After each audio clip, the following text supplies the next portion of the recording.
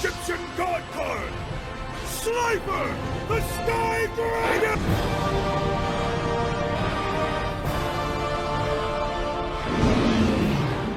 Obelisk the Tormentor and the Winged Dragon of Ra!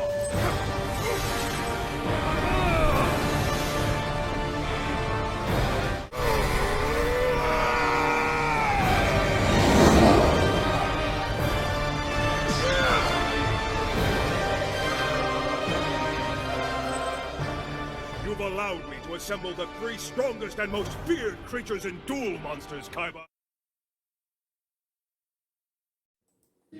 Hey guys, this is Maniac. Guys, you see just directly before you, we are gonna doing the deck profile of Joey Wheeler.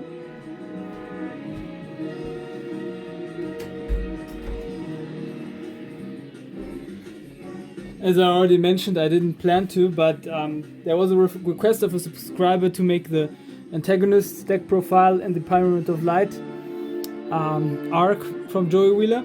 So it makes all the sense of the world, as a matter of fact, and logical, to bring Joey Wheeler himself with this deck. Now, guys, first of all, to see the very fact that we are in between the arcs in terms of the timeline, this arc is playing in between Battle City and the Orichalcos era. So, as a result of that, you might include all the cards, or conclude that he might have the cards of both arcs, at least a couple of them. Not cards like the legendary dragons or the spell and trap cards which are attached to it, but some other cards as well. Mostly of Battle City. Let's just dive into it, I would recommend, and we're gonna see where it leads us. So, first up, and of course we do have Flame Swordsman in this deck as well. And in the TCG, Flame Swordsman is of course no normal vanilla monster. So I give him Kagemusha of the Blue Flame and Masaki Legendary Swordsman. Of course, I also included Polymerization in there so that we can fuse them together. So Kagemusha of the Blue Flame is an Earth attribute monster with 2 stars. A warrior type, of course, like most of Joey Wheeler's cards. 800 attack and 400 defense points. And Masaki, the Legendary Swordsman, also an Earth attribute, 4 stars. Or warrior vanilla monster like this one before. 1100 attack and 1100 defense. I also did use these two because to fill the gap of or to fill it up until 40 cards isn't that easy, because like I said, we are not we don't get too much view of monster cards he's playing. The only monster cards that we are coming to see in this arc from him as Baby Dragon, Wind attribute 3 stars, Dragon type, 1200 attack and 700 defense. And then also we saw Rocket Warrior. Rocket Warrior, of course, light attribute, 4 stars, warrior type monster, 1500 attack and 1300 defense. We read out the effect. The effect which during the damage step is active. The battle damage that you get with this card, or the controller of this card, is reduced to 0. And after damage calculation, you can reduce the attack of the monster that has been attacked by this monster by 500 points. So similar, I think, like in the anime. Yeah. And further on,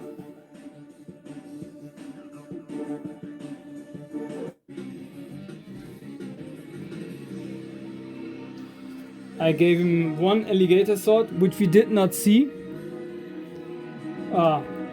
Earth attribute, 4 stars, and beast type, normal monster, 1500 attack and 1200 defense.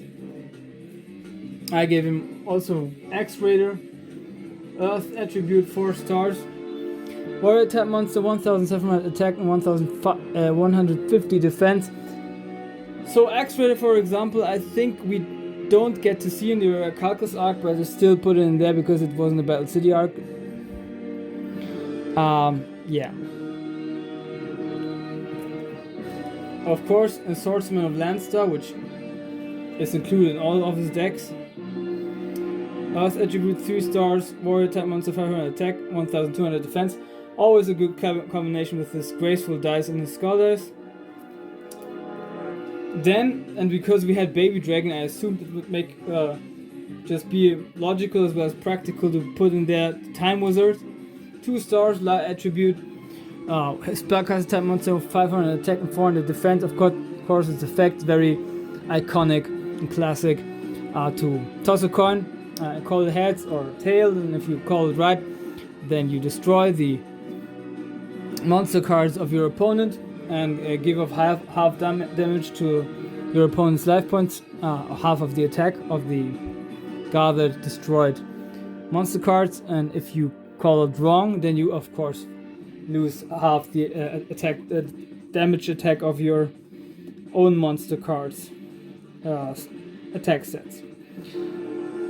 Then the other card which we saw in this arc was Gearfried, the Iron Knight. So basically we just get to see, I think, Gearfried the Iron Knight is Earth attribute, 4 stars, warrior type, of course, 1800 attack and 1600 defense. If either player equips an equipped card to this card, destroy that equipped card, which worked very good in the Battle City era against the parasite effect of Weevil Underwood. Then Lil Wingard, wind attribute, 4 stars, warrior type monster, 1400 attack, 1800 defense. Once per turn during your end phase, you can change the battle position of this card. So I think Gearfried, the Iron Knight, Lil Wingard, Baby Dragon, Rocket Warrior, and I think Guilford the Lightning were the only cards we got to see played out by Joey. I gave him also a Battle Flaming Swordman as an addition. 4 stars, fire attribute, 1800 attack, 1600 defense. Of course, the effect, if this card is normal or special summoned, you can take one spell or trap card which includes Flame Swordsman or calls Flame Swordsman from your deck to your hand, and if this card is put onto the graveyard, you can put one Flame Swordsman or one monster that mentions it from your deck or your extra deck onto the graveyard, except for this card, and yeah, just a once per turn effect. Then next up, Panther Warrior, Earth attribute, 4 stars, Beast Warrior type on 2000 attack and 1600 defense. Of course, the downside on this card is you have to tribute a monster in order to make it attack. Also present in the Battle City arc, Hayabusa Knight, 3 stars, Earth attribute. It's a warrior type monster, 1000 attack and 700 defense. If this monster can attack twice in the row in one battle phase. Then I was brave enough to give him 2 cards, which he then later on played out in the Orichalcus era, which is Marauding Captain, Earth attribute, 3 stars, 1200 warrior type, of course, 1200 attack and 400 defense. If this card is normal summoned successfully, you can special summon 1 of 4 stars or lower card onto the field. And yeah, so I had this back in the day also in my old deck, and yeah, it's very practical effect there. Then I also put in there the Fiend Mega Cyber, Dark attribute, 6 stars, warrior type monster, 2200 attack, 1200 defense. If your opponent controls 2 more monsters than you can do special summon this card, monster card from your hand to your field. Then Goblin Attack Force is next up. Earth attribute, 4 stars, warrior type monster, 2300 attack and 0 defense. Of course, its downside, if it is attacked, then you have to put it on the defense mode for until the end of your opponent's next turn. Then I give him finally 1 Insect Queen, 7 stars, Earth attribute, insect effect, 2000 insect type monster, 2200 attack and 2400 defense. Of course, you have to tribute also in order to make this monster attack your opponent. And at the end phase, if this monster destroyed an opponent's monster, then you have to summon 1 insect token, Earth attribute, 1 star, 100 attack, 100 defense, in attack position. So I also gave him a legendary fisherman, 5 stars, water attribute, warrior type monster, 1850 attack and 1600 defense. And as long as Umi is on the field, this card cannot be attacked by your opponent, as well as it's non-affected from any spell cards. Let's make a little bit of room and space there to include the others. As I already said, I had to include the one or other monster in there. Of course, one of my personal favorite monsters back in the day as well as today, the very favorite and iconic Jinzo, which he conquered, you might say, from Esperoba. Dark attribute, 6 stars, machine type monster, 2400 attack and 1500 defense. Of course, all trap cards are negated, and trap cards and their effects on the field cannot be activated. Then the very, very classic Red Eyes Black Dragon, 7 stars, dark attribute, dragon type monster, normal monster, 2400 attack and 2000 defense. Of course, it has to be in there. And last but not least, as we conclude the monster lineup, and I mentioned it already, Guildford the Lightning. 8 stars, light attribute, warrior type monster with 2800 attack and 1400 defense.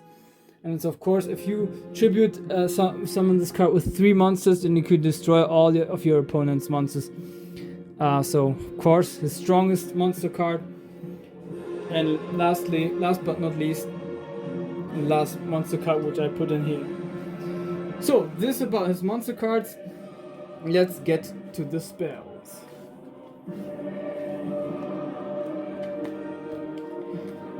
Well, guys, his spell card lineup always also I was taking into account which cards he played out in Battle City, because we do not get, as a matter of fact, to see any spell card that he played out. So I gave him one question, very iconic spell card as well. The very card which he used against Marek Ishtar in the Battle City Finals, and which eventually then gave him the ability to special summon his Jinzo. And it works like that. You question your opponent, which is the monster card that is on the bottom of your graveyard, and if he calls it right, then I think it is banished from the graveyard. Yeah, it's removed from play, and if he calls it wrong, then you can special summon it onto the field. Of course, one monster reborn as a staple special summon monster. Lightning Blade is an equip spell card, as he always loved to put equip spell cards into his deck. You can attach it to a warrior type monster, which gets 800 attack. And all monsters on the field lose 500 attack. So it's not, you could also use it for the legendary fisherman, but then you just gain 300 attack then as a result. Because you win 800 because he's the warrior type, but it's a water attribute, so just lose 500 attack. Then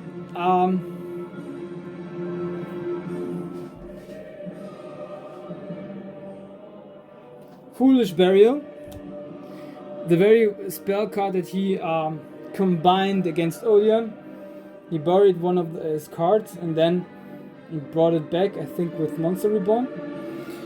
So yeah, you can of course bring one from your monster from your deck to the graveyard. Hooded Spider, the card which you played out against Esparoba, which is a quick spell card. So it works like that. If you an opponent declares an attack, you have to roll a 6-sided dice, and if the result is 1, half your life points. If the result is 2, then you can make the attack of your opponent to direct attack. If it is 3, you can call one monster that you control and change the attack target to that very monster, and then go into the battle, into the damage step. Number 4, you can choose another monster which your opponent controls and switch the attack to that target, and then you apply damage calculation. 5, you negate the attack, and if you do, your opponent gets battle damage equal to the attack of the attacking monster. And number 6, if you get in 6, then you destroy the monster simply. So there you go. Then, and as a board breaker, which he always had, I gave him one giant True Date. Of course, all spell and trap cards on the field are returned to the respective player's hands. As it was very iconic for Battle City in exchange, which of course makes you change one card with one card of your opponent's hands. Pot of Greed is a staple, of course, in order to draw 2 cards. Polymerization, as I already mentioned, for your 2 possibilities to bring your Flame Swordsman out. A Salamandra, which you can equip to a fire type monster, which then gains 700 attack points. Scapegoats, of course, as a quick spell, another quick spell card for specimen 4 tokens in defense position with 0 attack, 0 defense. And last but not least, a Graceful Dice, which of course also a quick spell card. Roll a 6-sided dice, and all monsters you currently control gain attack defense equal to the result per 100 until the end of this turn. So this was his spell lineup. I think most of the spell cards that he had right here are spell cards which he played out very regularly. There are other spell cards which not yet existing in the TCG, unfortunately, like Star Blaster, but I think it would be too OP. But if you're limited and make a limit on the ban list with limit 1, then it would be very interesting, I think. So, up to his traps. Magical Arm Shield he got, works like that. If an opponent's monster declares an attack while they control 2 or more face-up monsters, you control a monster, and you control a monster, target one face-up monster your opponent controls except the attacking monster, take control of that monster until the end of the battle phase, and if you do, change the attack to target and perform damage calculation. Very iconic trap card which you use very regularly, as well as this one, Kunai with Chain. Activate one of the, or even both of the effects of a monster. So your opponent declares an attack. You can target the attacking monster and change the attacking monster into defense position. And if a face-up monster which you control, or you choose a face-up monster that you control, and then you equip the targeted monster with this card, and it increases its attack sets by 500 points. Then, of course, Call Dice as an equivalent pendant to the Graceful Dice. Roll 6-sided dice. All monsters your opponent currently controls lose attack and defense equal to the result per 100 until the end of this turn. So the reverse effect of Graceful Dice. Grave Robber, very iconic one card which I had back in the day, and it always, it many times saved my skin. And it works like that. You can choose one spell card from the graveyard of your opponent at the end of this turn. You can use this spell card as it would be your own, and if you activate it, you lose 2,000 life points. Then I gave him one Gamble. So you can activate this card just only if your hands have the hands of your opponent has 6 or more cards, and you have 2 or fewer cards. Then you can toss a coin and call it heads or tails. If you call it right, then you can draw cards until you have 5 cards in your hand, and if you call it wrong, then you have to skip your next turn. So it's very hard, a very much gamble possibility, but very typical for Joey. Bottomless Trap Hole, which he possessed in the Virtual World arc. If a new opponent summons a monster with 1,500 attack or more, destroy that monster with 1,500 or more attack, and if you do, banish it. And last but not least, a Fairy Box. Of course, anytime a monster, it's a continuous trap card, anytime a monster on the opponent's side of the field attacks, you can toss a coin and choose heads or tail, and if you call it right, the attack of the attacking monster during the battle phase is reduced to 0, and you have to pay 500 life points during each of your standby phases, and if you do not, this card is destroyed. I think Fairy Box also in the anime was just a normal trap card, and you didn't have to pay life points. I might be wrong, but I think it was just like that. So, and of course, this was the trap cards right there.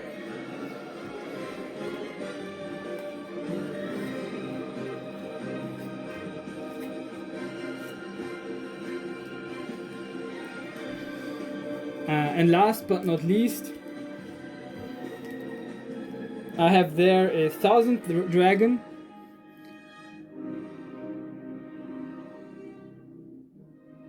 Seven stars, wind attribute, dragon fusion type monster, of course, with time wizard and baby dragon. 2,400 attack, 2,000 defense. I have an alligator sword dragon. 5 stars, wind attribute, dragon fusion monster of baby dragon and alligator sword, and with 1,700 attack and 1,500 defense. And it has also an effect as long as this card.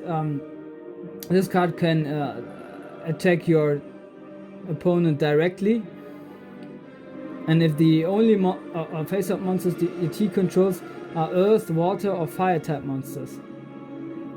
So the condition is he or she has just earth, water, or fire type monsters, and then you can attack directly with this card. And of course, last but not least, a Flay Swordsman fusion. Fire type, 5 stars, warrior type fusion from, of course, I already said it, Misaki Legendary Swordsman, and Flame Manipulator. Oh, guys, I did it wrong because I gave him one Kagemusha of the Blue Flames, but just imagine instead I gave him one Flame Manipulator because, I also have this card in here, but I just forget that it was Musaki and Flame Manipulator who I have to fuse with. So just imagine I will exchange it for that one. Yeah, just forget about that. So this is it. This was my 40 card, I think 40 or 41, 43, something like that. Just didn't count it.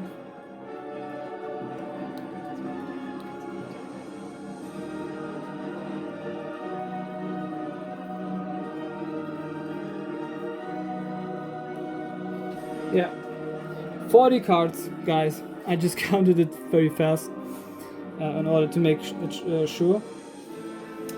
Yeah, but this was my 40 cards Joey Wheeler deck profile for this very Pyramid of Light arc right there. Hope you guys liked it, enjoyed it. Next up is, I think, either Yugi and Atem or Seto Kaiba. I don't know, because there's a card that I'm lacking from Yugi and Atem. And if it arrives early, then Yugi and Atem is next up. Otherwise, I would be taking Seto Kaiba first. And then, yeah, of course, we continue with the shenanigans in this Shocktober month until, of course, the 31st of October, including this day, and then, yeah, we're going back to Battle City. This is from me, your Slifer Maniac. Pumpkin, rise from the grave! What is that thing? It's the Pumpkin, the king of ghosts!